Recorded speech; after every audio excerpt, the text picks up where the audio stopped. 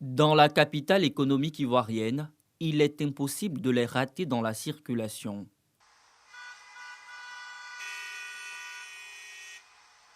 Ces véhicules de transport communément appelés taxis-compteurs se muent pour la plupart en VTC, véhicules de transport avec chauffeur.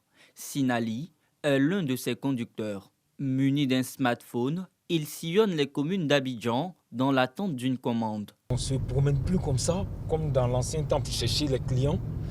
Aujourd'hui, il y a quelque chose, il y a tout un système qui est mis en place pour chercher des clients pour nous. Donc on n'a pas à se promener pour chercher les clients comme ça vite. On n'a pas de clients, on s'arrête et puis il y a une commande qui va venir pour nous et puis on va prendre le client. C'est plus précis en fait. On va en prendre le client et puis on le dépose ici. Le client a bien mis l'adresse. On va déposer le client. Les VTC constituent aujourd'hui l'une des avancées dans le secteur du transport. Téléphone et connexion Internet sont les éléments clés pour garantir un trajet d'un point A à un point B. Franchement, j'apprécie l'évolution.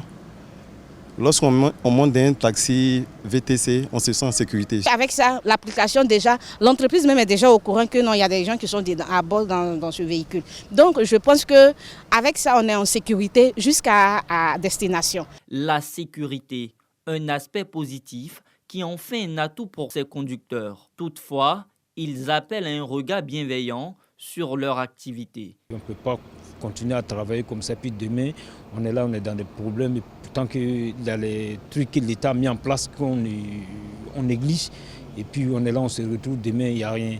Ces préoccupations sont au centre d'un atelier co-organisé par le ministère de l'Emploi et de la Protection sociale.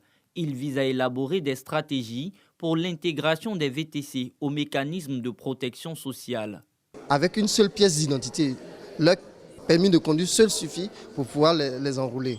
Une fois ils sont enrôlés, ils sont immatriculés, ils vont pouvoir payer les cotisations. Dans le cadre de ce projet-là, nous voulons faire un prélèvement à la source à travers la plateforme. Et c'est la plateforme qui va les reverser directement à la CNPS sans passer par les adhérents eux-mêmes. Il y a 5 ans de cela, les VTC étaient dans un corner de l'économie. Aujourd'hui, les VTC prennent une place centrale, donc c'est important qu'on assure pour ces acteurs importants du VTC que sont les chauffeurs une couverture maladie universelle et une possibilité de retraite aussi, parce que c'est un métier noble et c'est un métier qui nourrit son nom. Pour le ministre Adama Kamara, les acteurs de ce secteur en plein essor doivent s'approprier les instruments de protection sociale. Sans s'approprier ces instruments de protection sociale-là, qu'ils auront la réponse à la maladie, qu'ils auront la réponse à la retraite. Parce que la retraite n'est l'ennemi des personnes si vous souscrivez à ces instruments de protection sociale. En plus de la couverture maladie universelle, le régime social des travailleurs indépendants s'ouvre ainsi aux conducteurs de VTC. Ce produit de la CNPS offre une véritable opportunité de protection sociale aux travailleurs libéraux ou acteurs du secteur informel.